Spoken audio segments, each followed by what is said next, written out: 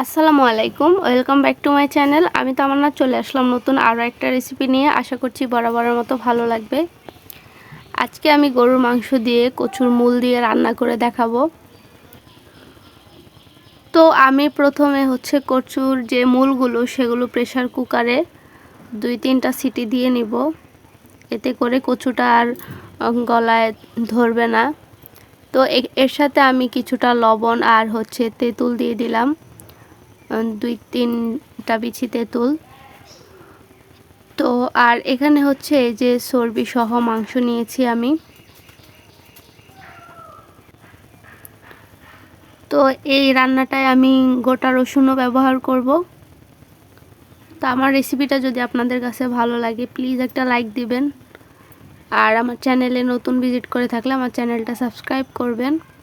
তো আমি একটা কড়াইতে এখানে সরিষার তেল দিয়ে দিলাম, আর এর মধ্যে দিয়ে দিলাম পেঁয়াজ। এই পেঁয়াজগুলোকে আমি বেরেস্তা করে নিব। আমি খুব কম মশলায় কিন্তু এটা রান্না করেছি। তো এই তো বেরেস্তাটা করে আমি নামিয়ে নিয়েছি। আজকে আমার বেরেস্তার কালারটা খুব সুন্দর এসেছে, যদিও ক্যামেরাতে খুব একটা বোঝা যাচ্ছে না। তো এখন যে বেরেস্তার তেলটা আমি সেটা এখানে দিয়ে দিলাম, আরও একটু তেল দিলাম। আর এর মধ্যে আমি দিয়ে দিব 4-5টা এলাচ, দারচিনি, তেজপাতা, গোলমরিচ। তো আমি খুব অল্প মশলায় এটা রান্না করব। তো আরও একবার আমার চ্যানেলে আমি শেয়ার করেছি, তারপরেও ভাবলাম আজকেও আবার শেয়ার করি, কারণ আমার সেই রান্নাটা আপনারা অনেকেই পছন্দ করেছেন। আমি অনেকগুলো ভালো ভালো কমেন্ট পেয়েছিলাম আমার সেই ভিডিওটাতে। তো এগুলোকে আমি কিছুক্ষণ তেলের মধ্যে ভাজবো, তাহলে সুন্দর একটা গন্ধ বের হবে। তো এরপরে এখানে দিয়ে দিব পেঁয়াজ। তো এই মশলাগুলো আমি কিছুক্ষণ ভেজে তারপরে পেঁয়াজ দিয়ে দিলাম। এবার এগুলোকে আমি কিছুক্ষণ ভেজে নিব।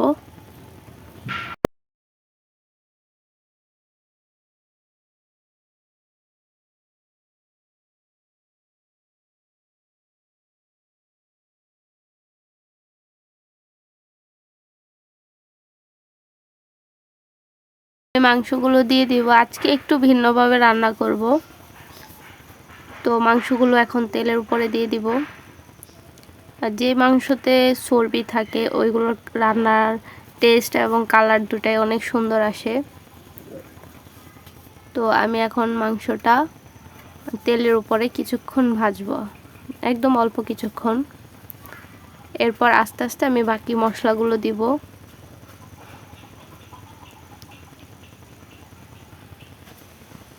তো আমার এর আগের রান্নাটা দেখে অনেকেই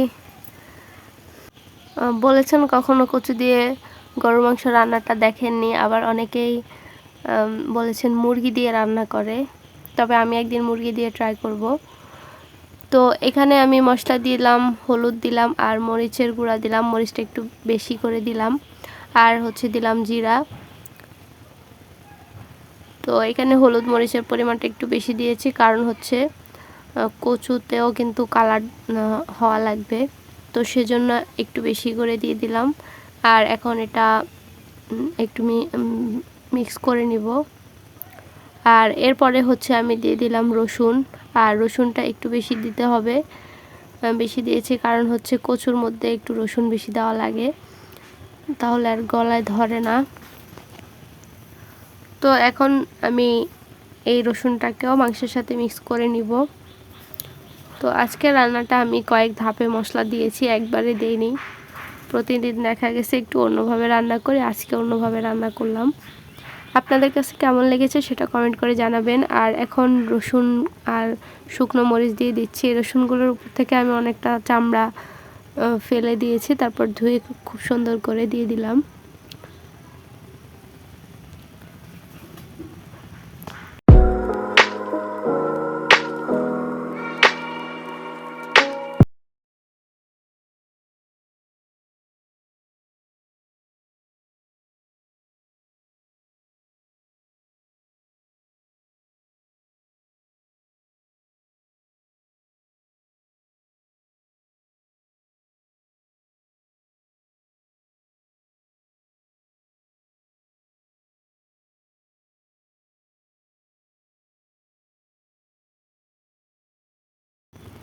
এর কিছুক্ষণ পরে আমি লবণ দিয়ে দিলাম। লবণ দেওয়ার পরে বেশ অনেক পানি বের হয়ে যাবে, আর এই পানির মধ্যে খুব ভালো করে মাংসটা কষানো হবে, এক্সট্রা কোনো পানি দিতে হবে না।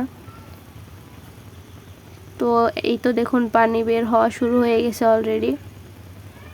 আর এই পর্যায়ে আমি নাড়তে থাকবো, না হলে তো লেগে যাবে। আমি কিন্তু এখনো আদা দেইনি, আদা আরও পরে দিব।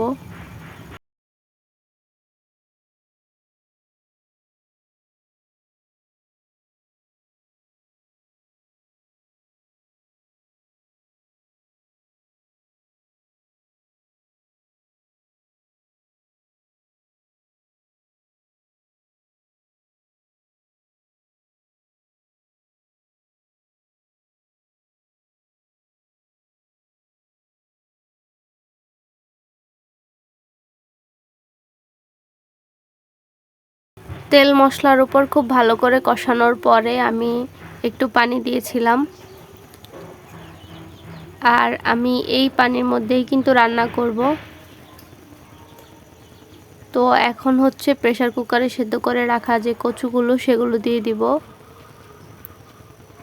তো আমি আসলে এই কচুটা একটা সিটি দিলেই যথেষ্ট হইতো, তো যেহেতু 2-3টা সিটি দিয়েছি তাই ভেঙে যাচ্ছিল।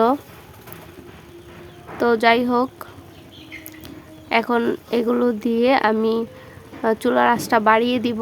যখন খুব বলক চলে আসবে একদম বেশি করে, তখন হচ্ছে কমিয়ে দিব। আর কেটে রাখা টমেটো আর পেঁয়াজ বেরেস্তাগুলো দিয়ে দিচ্ছি।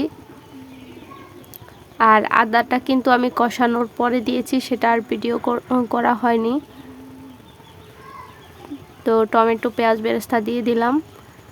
আর এখানে আমার তারপরে মনে হলো আরও একটু পানি দেওয়া দরকার, তো আরও একটু পানি দিয়েছিলাম।